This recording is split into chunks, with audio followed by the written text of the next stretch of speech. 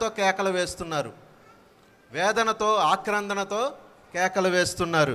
మనం చూసినట్లయితే ఎలోయి ఎలోయి లామా సబక్తాని అని కేకలు వేశారు. ఎలోయి ఎలోయి అని మాటకి కొంతమంది ఏమనుకున్నారంటే, ఇదేదో కొత్త భాషతో పిలుస్తున్నాడేంటి యేసు ప్రభువారు, ఇదేదో కొత్త భాషలాగా ఉంది అని ఆలోచన చేశారు. కొంతమంది ఏలియా ఏలియా అని కూడా అనుకున్నారు. ఎలోయి ఎలోయి అంటే ఏలియా ఏలియా అని కూడా అనుకున్నారు. ఎందుకు అనుకున్నారు అంటే, యూదులు ఒక నమ్మకం ఉండేది వాళ్ళకి, నీతిమంతులను కాపాడడానికి ఏలియా వస్తాడేమో, నీతిమంతులను కాపాడడానికి ఏలియా వస్తాడేమో అని ఎలోయిని ఏలియా అని పిలుస్తున్నాడేమో అని చెప్పి చాలామంది అక్కడ యూదులు అనుకున్నారు, అలా నమ్మారు కూడా. కానీ ఎలోయి ఎలోయి అనే మాట కదా అయితే అర్థం కాదు. మై గాడ్ అంటే నా దేవా అని యేసు ప్రభువారు అక్కడ పలికారు. యేసు ప్రభువారు నా దేవా అని పలికారు. ఎప్పుడు యేసు ప్రభు తండ్రిని నా దేవా అని ఎప్పుడు పలకలేదు. 3.5 సంవత్సరాలు తండ్రి అని సంబోధించేవారు, తండ్రి అని మాత్రమే ప్రార్థన చేసేవారు. కానీ ఇక్కడ నా దేవా అని ఎందుకు అన్నారు అని మన పరిశీలన చేస్తే, ఆయన ఎంత ఆక్రందనతో ఉండి బాధపడుతూ ఈ మాట అన్నారు. మన పిల్లలు కింద రోడ్డు మీద పడిపోయినా లేకపోతే బాగోకపోయినా అమ్మా నొప్పి, అమ్మ దెబ్బ తగిలినప్పుడు అమ్మా నొప్పి అని బాధపడుతూ ఉంటారు. అటువంటి బాధ అయితే ఇది కాదు. కానీ ఆయన ఎంతో వేదనతోనూ ఆక్రందనతోనూ ఈ మాటలు పలుకుతూ ఉన్నారు. ఎప్పుడూ కూడా తండ్రి అని సంబోధించేటువంటి వ్యక్తి యేసు ఇక్కడ నా దేవా అని పలకడానికి గల కారణం ఏంటి అని మనం చూసినట్లయితే, యేసు ప్రభువారు ఎక్కువగా తండ్రితో ఏకమై ఉన్నారు. నేనును నా తండ్రిని ఏకమై ఉన్నాము అని యోహాను సువార్తలో చాలాసార్లు మాట్లాడారు. 8వ అధ్యాయంలో మనం చూడవచ్చు యోహాను సువార్త, అలాగే 10వ అధ్యాయంలో మనం చూసినట్లయితే ఆయన ఎక్కువగా నేను తండ్రితో ఏకమై ఉన్నాము, నేను తండ్రి కలిసే ఉన్నాము అని బోధించేవాళ్ళు, చెప్పేవాళ్ళు. కానీ ఇక్కడ నా దేవా అని వేదనతోనూ ఆక్రందనతోనూ నా చెయ్యి ఎందుకు విడిచితివి అని తెలియజేస్తున్నారు. ఈ 3.5 సంవత్సరాలు యేసుక్రీస్తుతో చాలామంది ఉన్నారు. ఆయనతో చెయ్యి ముంచిన ఇస్కరియోతు యోధా చెయ్యి విడిచిన ఆయన బాధపడలా.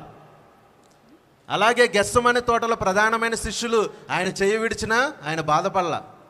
అలాగే 3.5 సంవత్సరాలు అనేక అద్భుత కార్యాలు, ఆశ్చర్యకార్యాలు చూసిన వాళ్ళు చెయ్యి విడిచినా కూడా ఆయన బాధపడలా. అలాగే హోసన్నా హోసన్నా అని ధ్వనులు చేసి కేకలు చేసిన వారు చెయ్యి విడిచినా కూడా ఆయన బాధపడలేదు. కానీ ఇక్కడ ఎందుకు ఆయన చెయ్యి విడిచిపెట్టవలసి వచ్చింది అని మనం చూసినట్లయితే, మన పాపము కొరకు ఆయన మోస్తున్నాడు. మన మానవాళి పాప భారాన్ని ఆయన మోస్తున్నప్పుడు ఆయన దేవునికి దూరం అవ్వాల్సిన పరిస్థితి అనేది ఏర్పడింది. మనం చూసినట్లయితే ఆ మాటను మనం ధ్యానం చేసుకుందాం. కీర్తనల గ్రంథంలో దావీదు కూడా మాట రాస్తున్నాడు. 22వ అధ్యాయంలో చూడండి, మొదటి మాట, నా దేవా నన్నేల విడనాడితివి, నన్ను రక్షింపక ఆత్మతో నా ఆత్మధ్వని వెనక నీవేళ నాకు దూరంగా ఉన్నావు. చాలండి. నా దేవా నన్నెందుకు చేయి విడిచితివి, నన్నేల విడనాడితివి, నన్ను రక్షింపక నా ఆత్మధ్వని వెనక నీవేళ దూరముగా ఉన్నావు. చాలండి. ఇక్కడ మనం చూసినట్లయితే ఆయన దూరముగా ఉన్నాడు. ఎందుకు దూరముగా ఉన్నాడు? ఆయన దూరంగా ఉండాల్సిన అవసరం ఏంటి? తండ్రి యొక్క ఎడబాటు ఒక్క క్షణం కూడా ఆయన భరించలేకపోయాడు.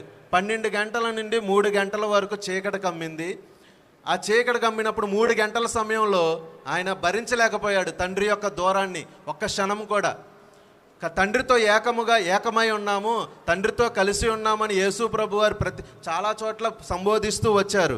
కానీ 3 గంటల సమయంలో ఆయన భరించలేకపోయాడు తండ్రి యొక్క దూరాన్ని. అందుకే ఈ మాటలు చెప్పవలసిన వచ్చింది. నా దేవా నన్నెందుకు విడనాడితో అని బిగ్గరగా కేక వేశారు. మనం చెయ్యి విడవడానికి గల కారణం ఏంటి అని మనం చూసినట్లయితే, మొదటిగా ఎందుకు చెయ్యి విడిచిపెట్టవలసి వచ్చింది అంటే ఆయన పాపమెరగని యేసు మన కోసం పాపంగా మార్చబడ్డాడు. 1 కొరింథీయులకు రాసిన పత్రిక 2 కొరింథీయులకు రాసిన పత్రిక 2 కొరింథీయులకు రాసిన పత్రిక 5వ అధ్యాయం 21వ వచనం. ఎందుకనగా మనం ఆయన యందు దేవుని నీతి అగునట్లు పాపమెరుగని ఆయనను మన కోసము పాపముగా చేసెను. చాలండి.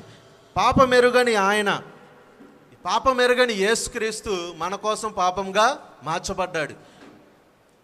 పాపంగా ఆయన ఎందుకు చేయి విడిచిపెట్టవలసి వచ్చిందంటే మన పాపాలన్నిటినీ ఆయన మీద మోపబడ్డాయి కాబట్టి, మనల్ని అందరినీ ఆయన నీతిమంతులుగా తీర్చబడాలి అని అనుకున్నాడు కాబట్టి ఆయన చెయ్యి విడిచిపెట్టవలసి వచ్చింది. పాపం చేసిన వ్యక్తి కూడా ఎవరు కూడా దేవునితో సంబంధాన్ని కలిగి ఉండలేరు. మీ అందరికీ తెలుసు, ఆదాము అవ్వలు దేవుని ఆజ్ఞను మేరకు మునుపు వరకు కూడా దేవునితో సంబంధాన్ని కలిగి ఉన్నారు, సహవాసాన్ని కలిగి ఉన్నారు.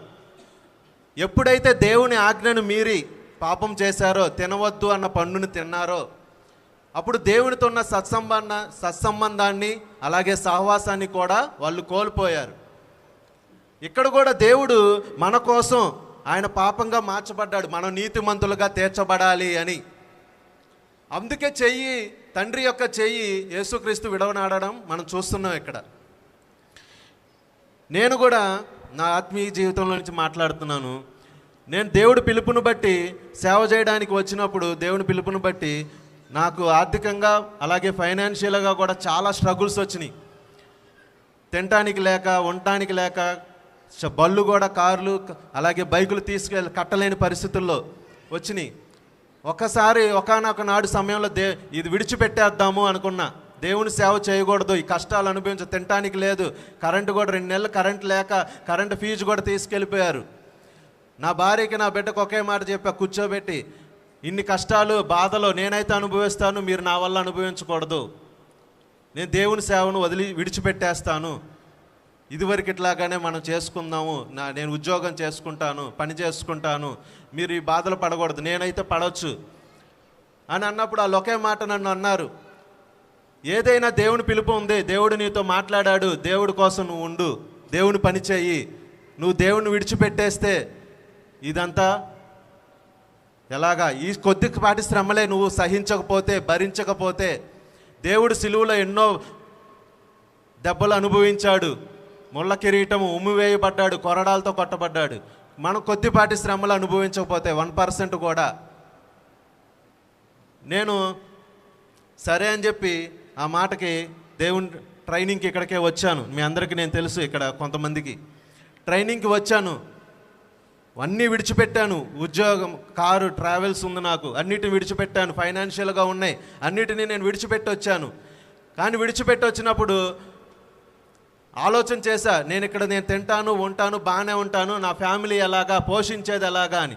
కానీ దేవుడు విడిచిపెట్టలేదు నా ఫ్యామిలీని. ఆకాశ పక్షులను పోషించిన రీతిగా, కాకుల ద్వారా ఏలియాకి ఆహారం పంపించిన రీతిగా నేను ప్రార్థనే చేసేవాడిని. తినటానికి, ఉండటానికి ఎటువంటి ఇబ్బంది లేకుండా చూడయ్యా, నీ నామం అన్ని జనుల మధ్యలో దూషించబడకూడదు. నేను ప్రార్థనే చేసేవాడిని. దేవుని ప్రేరేపణ బట్టి కొంతమంది తెలిసిన వాళ్ళు నాకు 2 నెలల్లో సరుకులు, గ్రాసరీస్ పంపించారు. దేవునికి మహిమది. దేవుడిని ఎంతగానో స్తుతిస్తాను నేను ఆ విషయంలో. ఒకళ్ళు బియ్యం కట్టేశారు. కానీ నేను దేవుని విడిచిపెట్టి ఉంటే ఇవన్నీ అద్భుత కార్యాలు నా జీవితంలో జరిగాయే కాదు. నేను విడిచిపెట్టకుండా యేసయ్య పేతురుని నన్ను వెంబడించమన్నప్పుడు వలలన్నీ విడిచిపెట్టి వెంబడించాడు.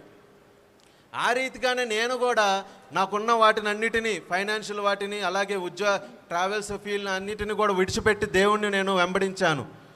అయినా కానీ నన్ను దేవుడు ఎక్కడా కూడా విడిచిపెట్టలేదు. ఇక్కడ దేవుడు నా దేవా, నా దేవా అని బిగ్గరగా కేక వేశాడు. చెయ్యి ఎందుకు విడిచితివి అని, నన్నేలా విడనాడితివి అని.